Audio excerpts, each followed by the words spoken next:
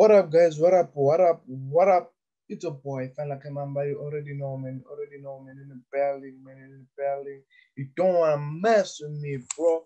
You don't want to mess with me, man. Click the subscribe button, click that like button, and share with your friends at home. Because of now, I'm about to drop some killer content. Okay, guys. So I was going through our YouTube channel, as you know. So I came across this message text which was saying, can you please do a video showing us what is that you look for? How do you go about knowing where Nasdaq and USDT is gonna go at a faster rate? Let me just read the question first so that can you do a video showing how to know which direction NAS and USDT move at 3:30? So this is a nice question, and that's why I decided, okay, you know what, let me just do a video on this question, because I feel like it's gonna help a lot of people understand as to what is that I look for when I'm trading at 3:30. I don't just be like, okay, I'm just gonna go to 5-minute time frame and enter there. Okay, guys, so I have my screen splitted. I have USDT on my left, I have Nasdaq on my right. So what I'm basically gonna do, I'm just gonna make my screen big, and then I'm gonna show you the whole process on USDT and as well as on Nasdaq. So without further more waste of time, let's get down to it. So guys, what I basically do is that on 4-hour time frame, I just draw my key lines here. I just draw my lines here. Okay, just draw this line by mistake. Let me just remove it. I draw my lines here. So you can see, guys, that I have the high and the low. So you can see, guys, that price is basically ranging in this market. But now, if you can pay a bit of more attention here, you can see that price is in some sort of what? In some sort of like making lower lows, lower highs, lower lows, lower highs. If you can just see this structure on smaller time frame, you're gonna understand that price is making lower lows and lower highs. But now again, if you can check, you can see that price is in a consolidation. How do I see that? Let's just dive in a bit more to down or smaller time frame. Yeah, let's just jump in more to smaller time frame. So now, guys, we are on H1 time frame. So now, guys, what you can basically see, you can see that price is ranging between what? Between these two key areas here. You can see that price is ranging between these two key areas here. But what you can basically understand is that we have this high and we have this low, and we made these higher lows. And you can see that price has been trying to break above these high lows, but with no luck, price has been failing to break above this high here, these higher lows here. You can see. So now what is that I'm looking for? I'm looking for price to come and tap into these areas and then shoot to the downside. So now I don't enter on H1, I enter on 15-minute time frame or 5-minute time frame. So now let's just dive in a bit more deeper to our 15-minute time frame. So let me just remove this. So on 15-minute time frame, guys, as well, I try by all means to find the closest areas to price or key area. So here, guys, you can see that we have this rejection, but it doesn't touch here. It doesn't touch here. So I might just adjust it a bit to have at least more touches. You can see we have a touch, we have a touch as well here, and you can see.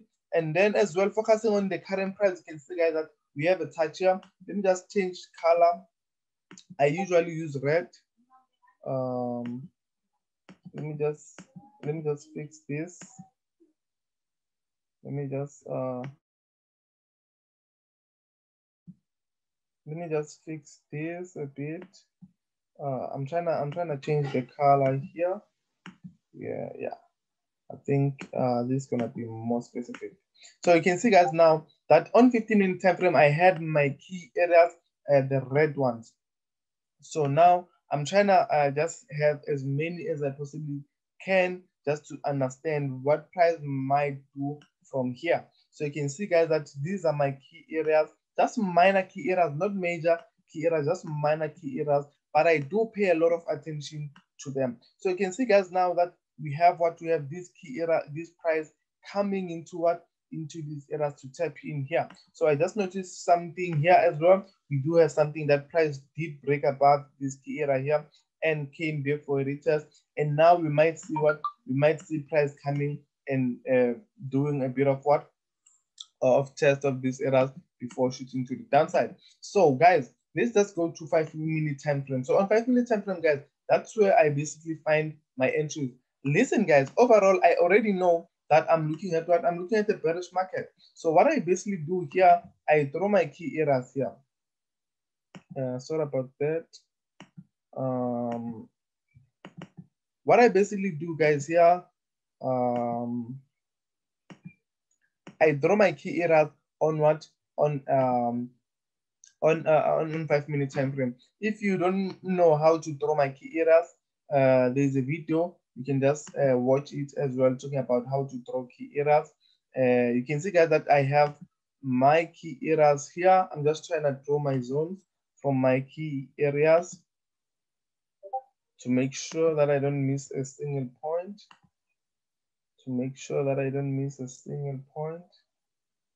Okay, so I believe that's fine for now. So guys, you can literally see now that we have price coming into these areas. You can see that now price is indeed forming some sort of ascending structure here. You can see that price is forming some sort of ascending structure.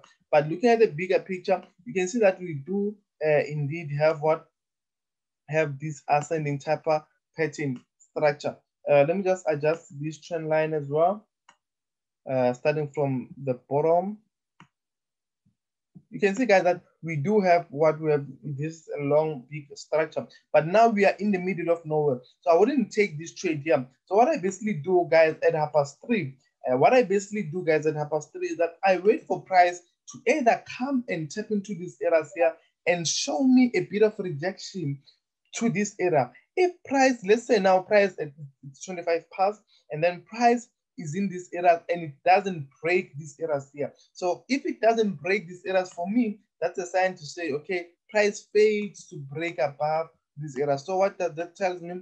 There are a lot of sellers that are waiting to push price to the downside here. So that's how I can see that price is going to continue to the downside. But looking at things, guys, you can see that I am trading with the momentum, not against the momentum. I'm looking for sales in my resistance, and on my bigger time frame already, I know that I'm looking for selling opportunities. So basically, this is what I look for, guys, when I'm trading my US30 at 3:30. Basically, I tend to focus more on US30 because I noticed that US30 doesn't do a whole lot of manipulations.